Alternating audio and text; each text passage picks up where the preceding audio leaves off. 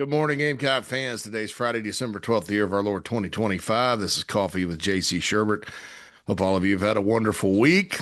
10 o'clock this morning, we have the press conference. I would be remiss if I didn't say I was looking forward to this one, probably more so than any other press conference that Carolina football has had in a minute. Just looking forward to hearing what Kendal Briles has to say and Randy Clements and Stan Drayton. Anytime you get some new coaches in there and you get a new plan on a certain side of the ball, I think it's exciting. It gives you hope, right? And after the season the Gamecocks had, that's really all we have at this point is hope.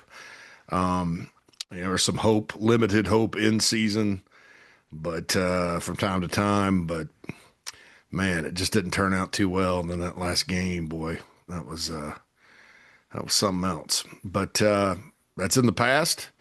All you can do is look forward. And I think that when you look at the hire, it's one of the better hires you could make out there. And I felt that way for a long time, since Kendal Briles was at Florida Atlantic. I always kind of thought, man, if South Carolina could get him, that would be good.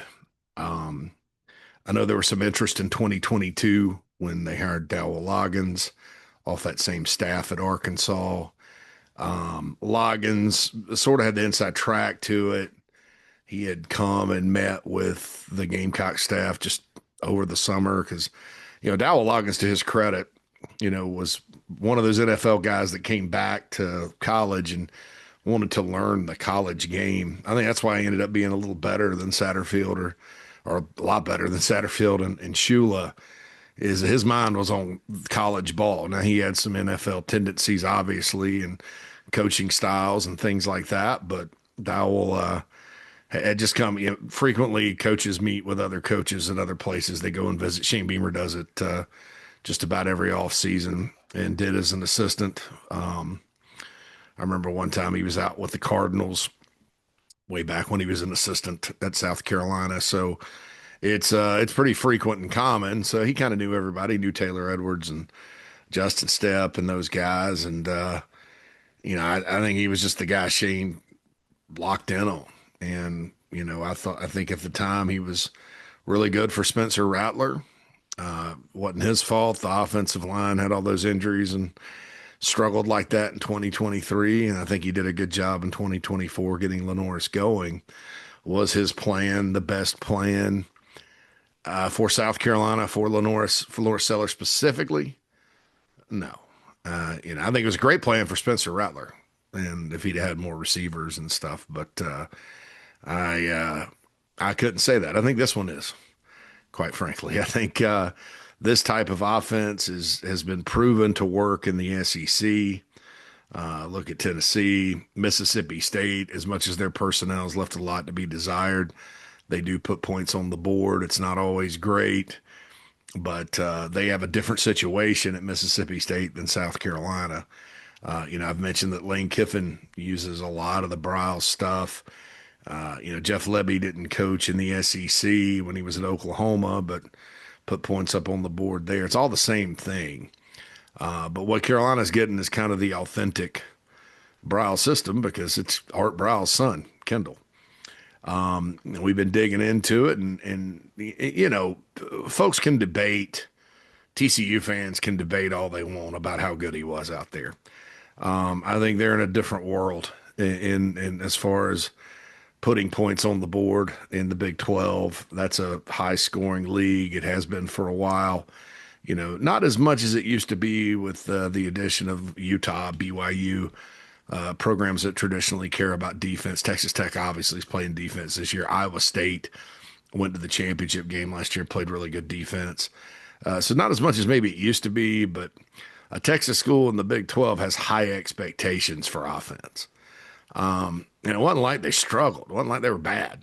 They were pretty good. But, TCU fans can say they're glad to see him go. They hired the guy from UConn who's really good as a replacement from what I read last night. So everybody's happy, right? But I think this hire is, about as good as you could expect.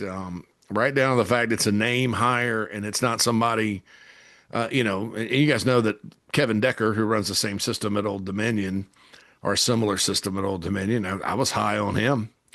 And if he'd have gotten the job, that'd have been great. But you folks that listen to me and get on the big spur and all that, it's your very small percentage of the fan base. It's easier to explain Art Briles' son than it is to go, well, here's Kevin Decker, and this is what he's done, and this is what he learned, and here's the Sun Belt film. You got SEC film out there on Kendal Briles from his time at Arkansas. So I just think that's an excellent hire. The running backs coach hire, resume wise, Stan Drayton, one of the best. Of course, he's going to be the assistant head coach as well. He's known Shane Beamer for 21 years. Seemed to be very elated to be there. I think it was his wife with him. Very happy to be in South Carolina, probably because of the weather. It's State College is a little cold, but and then Randy Clements coming in. As I learned more about him, and JB had some information on the morning show yesterday from a good contact that's familiar with him. Clements has a reputation for developing offensive linemen, and that's good because I think that room needs some development. They're going to probably. I'll just say this because we'll dive into it. We got all off season, right? We've got portal coming up, and of course that'll be a big focus. But we got all off season. I think the development of the players on the offensive line, maximizing the guys that you've got, and then adding to it from the portal to solidify what will be a do or die crucial year for the Gamecocks. And we'll talk about the schedule here in a second, but. I think that's important. Get those guys to be the best they can be. And there won't be a ton of the stuff that Shula and Loggins and those guys were asking them to do. So the whole point of this system is to play fast and furious. So mentally, they have to be there. That said, with any system, it doesn't matter what you're running, you do have to block. I mean, it has to be better. And I've got some stats here that'll kind of fill you in on that. So Randy Clements and the other two guys, have their work cut out for them, as far as the players in the room, getting them better, and then whatever they get from the portal or incoming from the high school ranks, guys like Darius Gray on the offensive line, obviously. So I think that those two positions, they needed some coaching firepower, and it seems like they've got it. So I like all three hires. Back to Clements for a second too. Watched some of his coaching tape, and I'll say this: it's the offensive line this past season. When you kind of look at their very uneven performance, to say the least, most of the time it was a struggle up front. There were times like the Kentucky game where they'd get after it and look excited to play. Then there were times it's just, I don't know. I guess when you're getting beat, you look a little lifeless and it's not that aggressive. Sean Elliott did a good job of getting them better in that department. And again, for the second straight year, the best they played was Texas A&M, and that was only for a half. In the first half, 2024, that was the best offensive. I don't know what it is about A&M because A&M's got a lot of ballers on that side of the ball, but seems to bring out the best in this group, at least. But first half, I remember the announcer saying the Carolina offensive line's dominating the game, and I was like, what? That whole first half was so surreal. So surreal. It was weird. Anyway, we'll have all off season to go back and reflect upon that. But Clements is a higher energy guy. Obviously, he's been in the system for a long time. And it requires you to get up, get the ball snapped. I mean, offensive line, that's the most important thing. You got to go get lined up. You can't lollygag around and all that good stuff. And I'm curious too, with the O-line specifically, if there won't be a plan to shed some pounds from these guys. I mean, we said all offseason is a big offensive line. Beamer talked about how a lot of the guys had gone through the off-season program for the first time. I don't know that they were out of shape, but it seems like they were trying to get big, and then maybe that's why they thought they could run power or run a power run game or inside run game. because it wasn't all power that specifically that they were running, but that just didn't work. I'm not saying that there needs to be a lot of leaner guys. This isn't a system that, from just looking at the lines at Baylor and everywhere else, it's not a system where, you necessarily need leaner athletic guys. There are some out there like that, but, I'm wondering if, with the emphasis on tempo, if they're not like, well, these guys need to lose some of the baby fat or whatever, the girth, and get in better shape, and that's not a criticism of the strength program or the nutrition program, because it's one position that you look at and go, like, everybody else looks great. I mean, injuries have been down. Everybody else is in shape. Lord knows the defensive guys were. I mean, goodness gracious, they had to play a ton of snaps and all that good stuff. Offense has no reason to be out of shape when you're running 52 plays a game. That's a walk in the park. But Kendal Briles wants to run 80 to 90. So that's good. That's good. It'll be a welcome development if they can pull it off. What you don't want to do in this system is go 3 and out, though, because you cannot block and they're blowing up plays no matter how fast you go. That can wear out your defense. So there's downsides to every system. But I'd rather take my chances with this. I'm one that believes if you're going to go out swinging. Right? If I'm going down at all, I'm going down with tempo and no huddle and creativity and personnel usage. I'm not slamming my head against the wall like we've seen around here. So exciting day to hear from those guys. And I'm sure all of you will be tuned in either live or later at 10 o'clock. Also, we have the morning show and a slew of former players. Pat DeMarco, our usuals. Pat DeMarco is coming back in. John Strickland will be in. Michael Flint will be in. Rafael Esparza to get you some advice on playing the point spread this weekend, which is always welcome. And then Phil and I will be along with Inside the Gamecocks, the show to wrap up the week. 4-quarter Friday at 9 with Steve. And we will, I think on that show, they'll talk about the Touchstone Energy Bowl. It used to be the North-South down in Myrtle Beach this weekend in partnership with the South Carolina Athletic Coaches Association. And we certainly appreciate their partnership with Chief Sports and 4-quarter Friday and all that. Go follow 4-quarter Friday on Instagram. It's at 4-quarter Friday. Also, hit up their YouTube channel. And you can catch it on this YouTube channel too, live. Really high numbers for the state championship preview last week for them. So good job growing that from Steve and company. SEC Sunday night coming up Sunday night.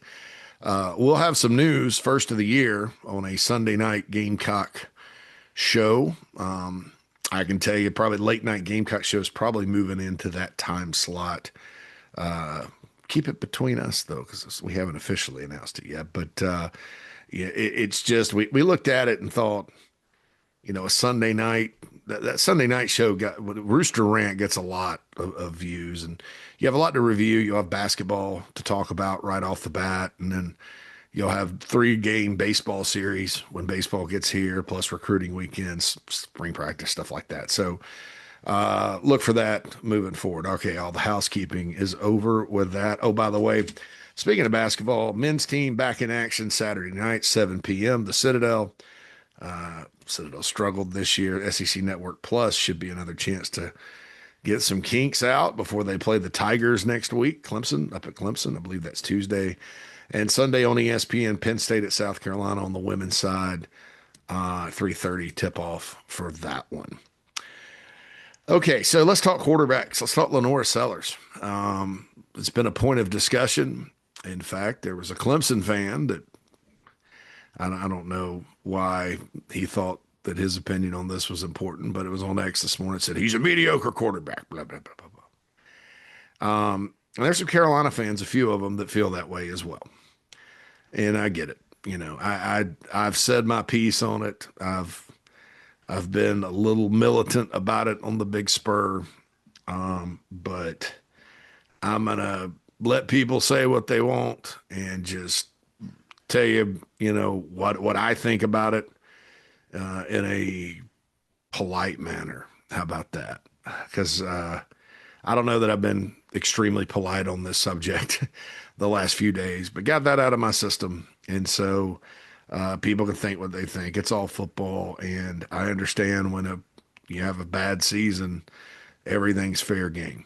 All right, everything people are, there's two types of people out there in terms of, and I'm not saying everybody's one way or the other, but usually when you have a bad season, people are either looking for blame, and that's what I was talking about, the punitive path, blow it all up, get rid of everybody, start over, punish. Everybody deserves to be punished for this, or reasons, you know. And I got that from former basketball coach Frank Martin.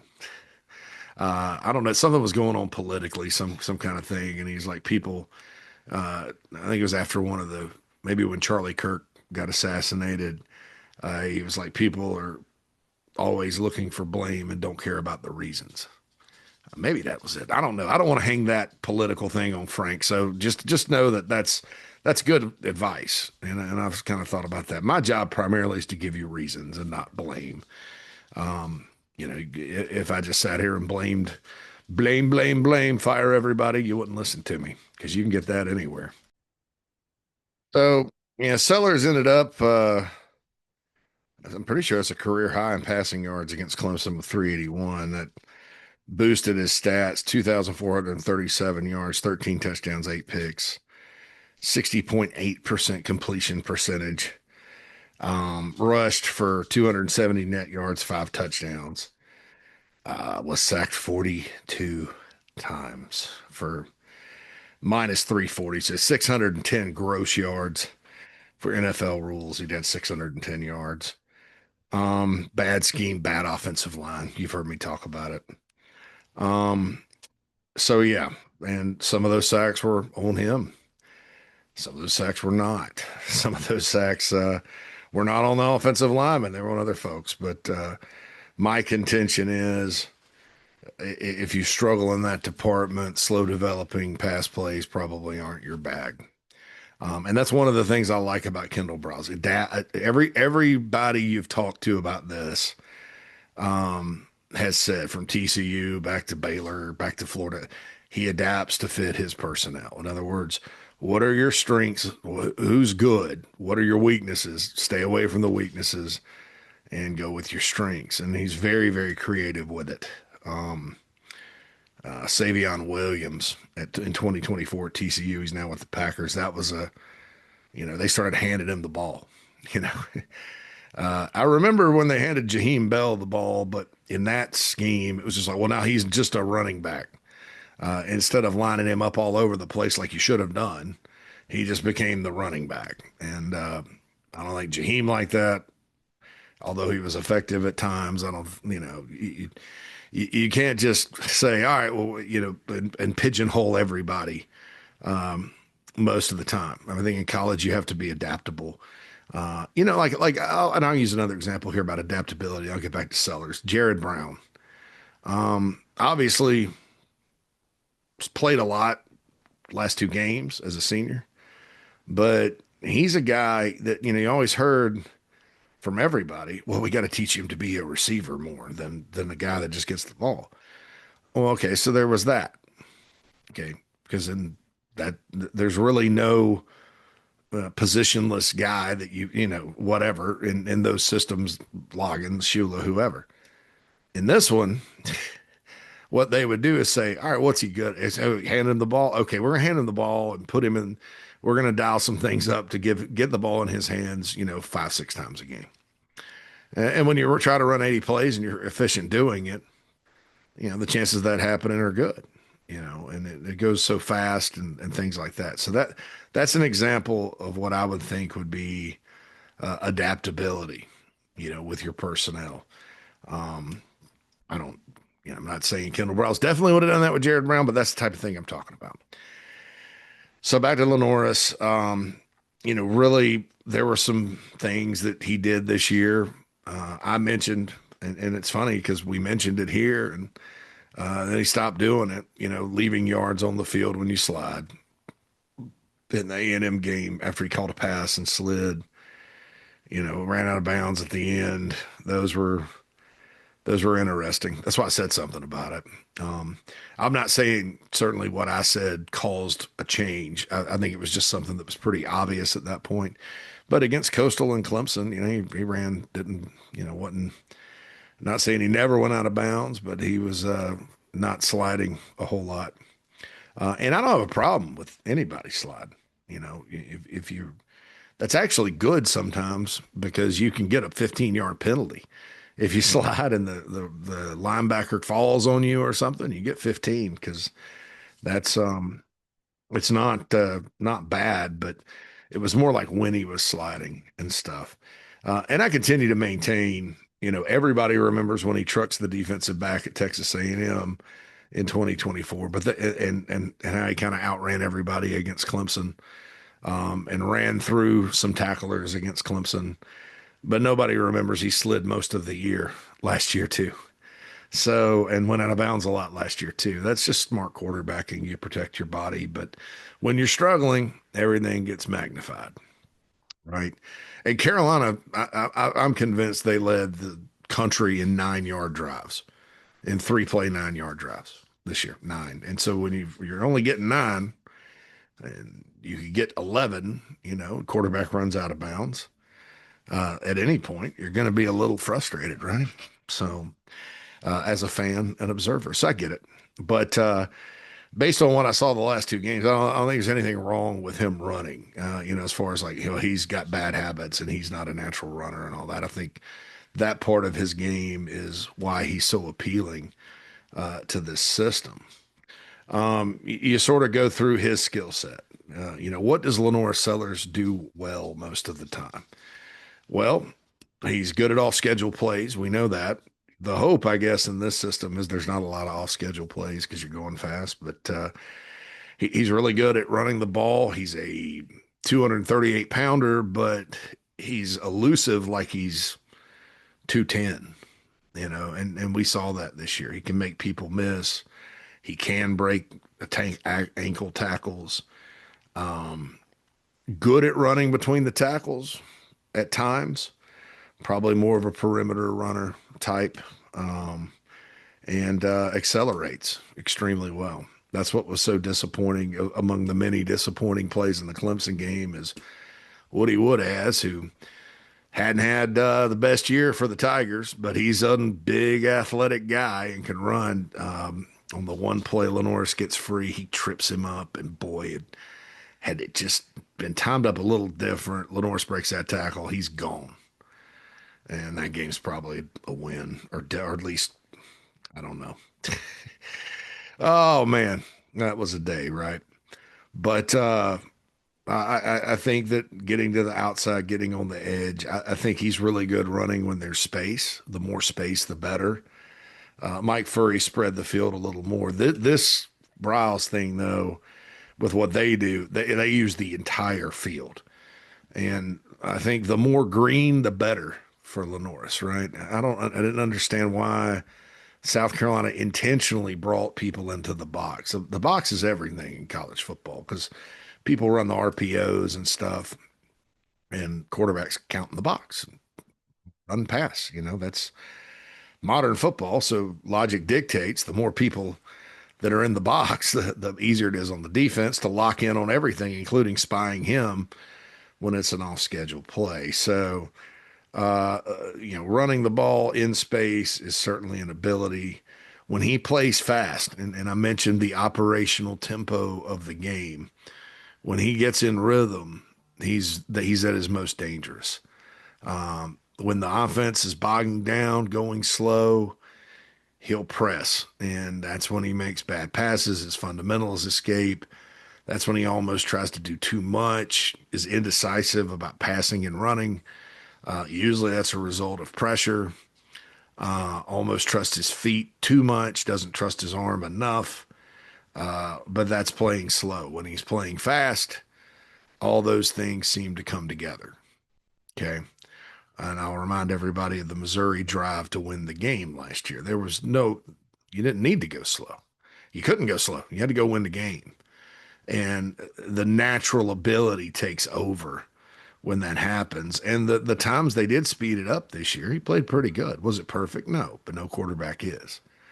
So speeding it up, playing it as fast as you can, is going to help him because it's been proven that when he plays fast and the offense is moving, he makes some really good wow plays, really good wow plays. You kind of look at what he needs to work on. And I say this, and this is my opinion and opinion feedback from others. What does he need to work on? Well, there's a lot of obvious things, and um, I think that it'd be easy to sit here and blame it all on the scheme, but when you have wide open guys, no matter what scheme you're in, and you airmail it or one hop it or don't see them, that's on the quarterback. You have to be better at that. But a lot of what he was being asked to do are things that NFL quarterbacks are asked to do, and this is not the NFL. But I would be remiss to sit here and say, oh, he's a perfect player and Heisman winner, and he can do all that he was hyped up to be. All you got to do is flip a switch and change the scheme, and you're good. It's not that simple. It's just not. And it's not for any player. Um, I think that short and intermediate throws are something he's got to work on. You got to rep, that's a lot of reps, quick game. And Carolina didn't, I mean, Furry ran more of it, but, and Coastal, they kind of went, Coastal was kind of the idea, as far as their game plan and stuff. But man, if you're not good at hitting your quick game, like if you're throwing it high, throwing bad, but you get your receivers killed out there, it's easy to key on. You're going to have a catastrophic pick. Um, so you got to make sure you're ready to go there. And he's been capable of doing it. The little screen pass they threw to Jawarn Howell in the Coastal game was a beautiful little touch pass. So it's not like he never can do it. It's just inconsistency, like most players. So all those things, I'm pretty sure they'll rep over and over. If you're wanting to run that many plays a game, you're going to rep things. Boom, boom, boom, boom, boom. Intermediate throws, Carolina, a lot of the time this year, there was nobody to throw to in the middle of the field. Middle of the field was green. There was green on your screen. Um, but those have to be better. You have to anticipate, throw guys open sometimes. Um, so those are things he needs to work on. Now, strength, I did not mention, his ability to throw the ball deep. Throws a beautiful deep ball.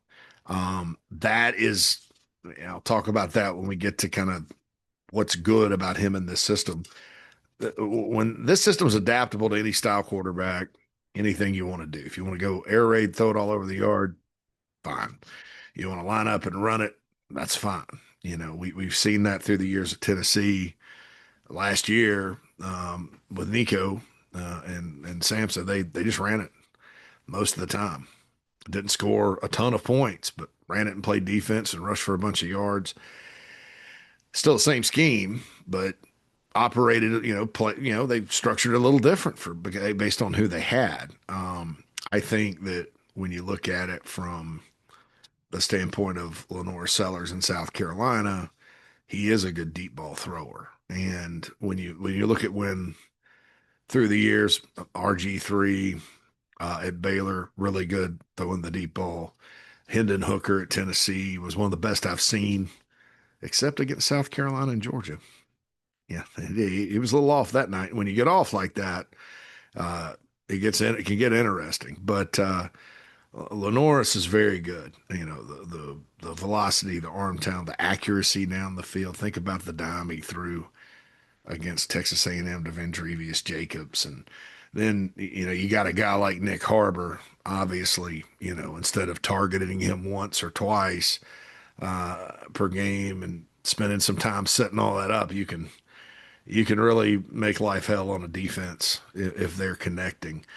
You just throw it over the top of them. And again, there's a lot of green space. So that's one thing that you don't always have, and they have the Briles system, and the system has not always had through the years, is a guy that could do that, throw it accurately deep. But when you do, and you have good receivers that can run, it gets very intriguing because you're trying to stop all this other stuff. You got all this eye candy, window dressing, You got to worry about, when you're lining up if you're a defender, and then, oh, by the way, they're going to run a 9 route with an Olympic sprinter that's 6'5" down the sideline if you're not careful. So, and they're going to do it really fast. That's in theory. I hope we see that next year. Um, but that's one of the reasons why, I reject the notion that there's anybody better out there to run this than LaNorris Sellers. I think LaNorris too needs to trust things a little more. Now it's hard, trust is earned in life and in football too. I mean, it's hard to trust things when it's just so, on any given play, there's catastrophic mental errors and guys up front getting blown up, going the wrong direction. In 2024, it was a situation where the receivers sometimes ran wrong routes. I mean, it's just one of those things where it's kind of like the Kenny Loggins song, "Meet Me Halfway." They need to meet halfway on this. There needs to be some give and take, because it certainly seemed to me like at times he did not trust his receivers or his offensive line.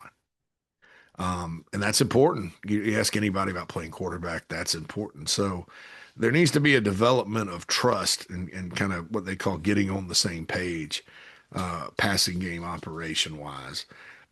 That should come through reps. And then once you rep it and rep it and rep it, and you're going fast, it becomes instinct. And LaNorris Sellers can certainly get there. I mean, he's capable of doing that. He's not, he's a smart kid, and last season, 2024, he got better and better and better and better. So it's, people talk about football smarts with him. I saw a guy with advanced football smarts in 2024. I saw a regression in 2025. That does not necessarily mean that he can't get back there. People may say, "Well, he caught everybody by surprise." And there was film out on him from day one. They ran him 22 times against Old Dominion. Most teams going in knew you had to stop him from running, just like this year. Uh, did they have a better plan defensively in some cases if they had gotten burned? Yeah, Clemson's an example of that. They had a much better plan this year than last year. So what you got to do is counter off of that. And I don't think South Carolina was, Clemson. Let's take that one out of it for a little bit, but let's get like Oklahoma. Of course, the O-line was, maybe that's not a good enough one.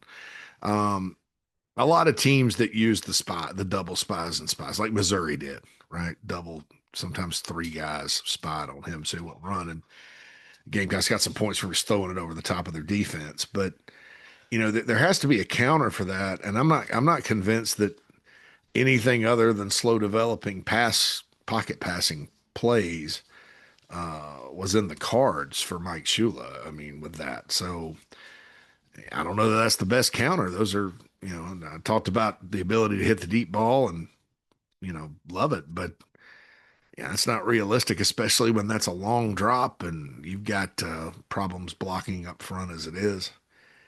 So I don't know. I just think that I think that's more of maybe a plan thing that came into play with regards to this past season, and I don't know that necessarily when you're game planning and you're a defensive coordinator that hey, this is the kryptonite for him. We're just going to spy him the whole time, because I guarantee you, if you start to try to do that, and South Carolina's snapping the ball quickly, that's going to probably not work as well. It's a little easier to spy this guy and lock in and read the offense and get your keys when you're a linebacker. When it's taking a minute, when they get lined up, I mean, it would take so long to get the play, for the play to work, and you're not going fast. When you go fast, that's why the offense is designed to go fast, so you can catch them not lined up, not locking in. And so I think that's going to help him with regards to teams that try to spy him. And if you do try to spy him, keep him from running, then there's all kinds of different creative ways that you can just get the ball in somebody else's hands. Because if you're worried about that player, you devote two guys to him. Somebody else is going to have an opportunity. And I never understood why they didn't work around that more this season or recognize it. A lot of talk about, you know, I guess the down year for Sellers. And I did want to point out, though, there is a track record with Kendal Briles getting guys better. Um, I'll just point out that, you know, KJ Jefferson in 2021. And this guy, I mean, you know, did we see him when Dan Enos took over? Dan Enos probably more similar to Shula and Satterfield. Definitely Satterfield, maybe not so much Shula. As an OC and offensive plan, he only lasted 9 games. Probably more similar to them than Kendal. Kendall's Browse is kind of on the other end of the spectrum. Enos is more of a pro style guy. From what I hear, I heard this from a coaching buddy of mine when they're talking about Enos. He's a RPO definitely, but it's more like kind of what the Philadelphia Eagles do. So it's a lot of pro NFL stuff. And KJ fell off the map and then went to UCF and where that was a scheme fit, and he really fell off the map to 264 pounds. But in 2021, 67% of 66.9% of his passes he completed. Threw for 2676, 21 touchdowns, 4 picks, rusher 664, and 6 touchdowns. So not a lot of interceptions. Operated the offense, was probably not the star of that offense, but certainly had a really good year. And then for most of 2022, I mean, he ended up with 640 rushing yards and 9 TDs, 24 touchdowns, 5 picks. Did get hurt, missed a couple of games, and that was very costly in Kendal Briles last year at Arkansas. They went from 9-4 to 7-6, but 68% completion percentage that year. And that's KJ Jefferson.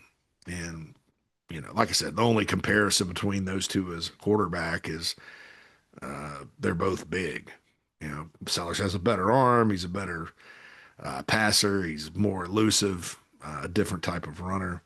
I think he compares skill set wise, and I've said this before, to Robert Griffin III, who won a Heisman in this system at Baylor. And if you go back and watch Griffin throw the ball deep down the field, it was, you know, you could see it. You could see the comparison with the deep balls and stuff. And I think LaNorris is more of an RG3 style of runner when it's all said and done. And so, you know, we'll see. Obviously, right now at this point in his career, I wouldn't say that LaNorris has mastered the quick game or the intermediate and short routes like RG3 did, but there's the game, the size is similar to KJ. The game is more similar to RG3. And I'm talking about what he can be. Is he there? No. Right? No. You know, should he have been there? Probably. But we sort of have to deal with the lost year.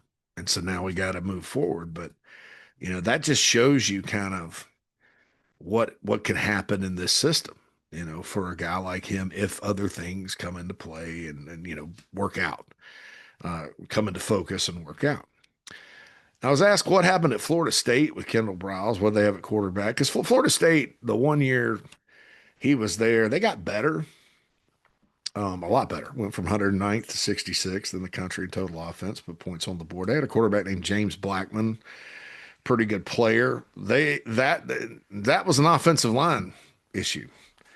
And Florida State has had offensive line issues for forever, it seems, down there. They gave up 42 sacks that season. Wait a minute, no, 47 sacks. I was looking at this past season's games. So they got more than the Gamecocks. Finished 6-7, and Willie Taggart got fired. Some may look back and go, gosh, Clemson beat them 45-10. Well, that 2019 Clemson team played for the national championship and only lost to one of the best LSU team ever and one of the best in the history of college football.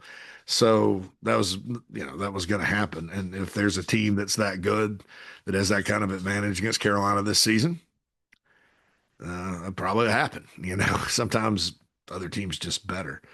But, you know, James Blackman was probably didn't have the same skill set as LaNorris. I don't think Florida State had very many good players because Mike Norvell took over the next year and they struggled on up to 2023, and they've really struggled every year besides that year at FSU under Norvell. And you look at their roster and you look at the influx in 2023 that allowed them to ascend, and then they just hadn't gotten it right. Their GM left and went to UCLA with Bob Chesney. I don't know what Bob Chesney was thinking there, but look for better days roster wise from Florida State coming up here in the near future. So the point is with this system and all that, and I understand the few people that they're just ready for complete change, and that includes the quarterback because the quarterback gets blamed for a lot. Then I understand that. I don't agree with it at all. I think it's and again, Hale McGranahan reported looks like LaNorris is coming back. That's not official yet, so it may be that there's no discussion to be had. But make no mistake about it, the absolute best thing for South Carolina football is for LaNorris to come back. You know, you got a proven quarterback there, right? And gosh, I see people downplaying what he did in 2020. He wasn't really all that good in 2020. Well, no, let's take the good with the bad. I know everybody's frustrated, but like I said, not going to be militant about it though. But that's absolutely the best thing that could happen. So the schedule came out yesterday, and we talked about it on the show a little bit. And I'll briefly get through this and let you guys get on with your day or whatever you're doing if you're listening to it at night or whatever. So there's one bye week next week because that's all of college football. We've had the two byes the last couple of years, and it depends on the calendar and when the season opens is later. It's about a week later, September 5th. Gamecocks, of course, play Kent State. Then Towson. I'm gonna look at these in clusters of three, and then Mississippi State. So 3 straight home games, including the SEC opener, just like this year. Well, not just like this year. Virginia Tech was in Atlanta, but 2 non-cons and then the opener. Mississippi State should be better. Zach Arnett's coming back as the D coordinator, Jeff Lebby. So it'll be kind of the Briles Bowl at Williams-Brice, but very manageable. The next 3, 2 of those 3 are on the road at Alabama, September 26th. Who knows what Alabama will be? They'll still be Alabama, though, and it's Tuscaloosa. And the Gamecocks have had their hearts ripped out against them the last 2 years. Sometimes that happens, and you go into that third game, and the team finally gets over the hump, or the other team just blows them out. That's a Captain Obvious statement, JC. Kentucky comes in for the second straight year. They got a new coach in Will Stein. Just hired Jay Blackman as their defensive coordinator at away from Texas A&M. So Kentucky should be more interesting next year, but they got to come to Columbia. Gamecocks have won 4 in a row there. Then the Gamecocks return to the Swamp on October 10th against Florida. New coach John Summerall. Kentucky's former defensive coordinator Brad White is the DC, and then Buster Faulkner from Georgia Tech took the OC job, and everybody's a big fan of his. But they return to the Swamp, a place they've only won twice, last time in 2014. Who knows what Florida will be like at that point next year? Maybe promising, maybe struggling still. But those 3, 2 on the road, they're pretty manageable. Then the bye week happens. Then kind of gets interesting. Tennessee comes to town. They just hired a new defensive coordinator, Jim Knowles, who I believe is one of the best in the country. They're going to still run their offense, have good skill talent. They lost Brizel to the NFL, but Braylon Staley was the SEC Freshman of the Year. He's from Aiken. They're still going to be good, scoring points. Now, they tend to not play well in Columbia. That game's at Williams-Brice, and we know what happened last time they came in. But certainly, but because of the calendar this year, the 3rd Saturday in October when they play Alabama is the 17th. So coming off that Alabama game, I think, coming off the Alabama game, they'll be coming to Columbia. And then Halloween night, they go to Oklahoma.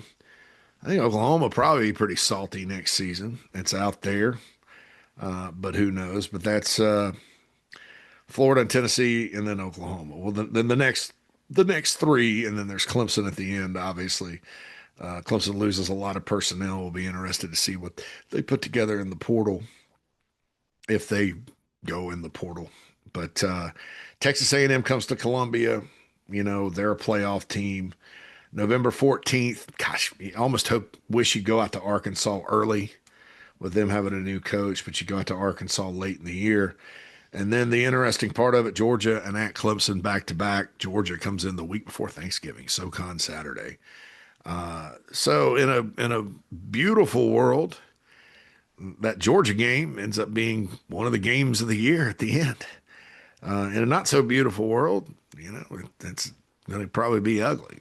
Georgia, of the teams in the SEC, Georgia has struggled the least stopping this style of offense. Although, Mississippi State went up and down the field on them a little bit 2 years ago and put points on the board this year.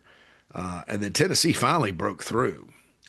Georgia's an example, though, of against this, if your quarterback's not hitting deep passes or your guys can't get open deep, they have a good plan. And I think Georgia next year will be scary good defensively. By the time November 21st gets here, who knows what's going to be?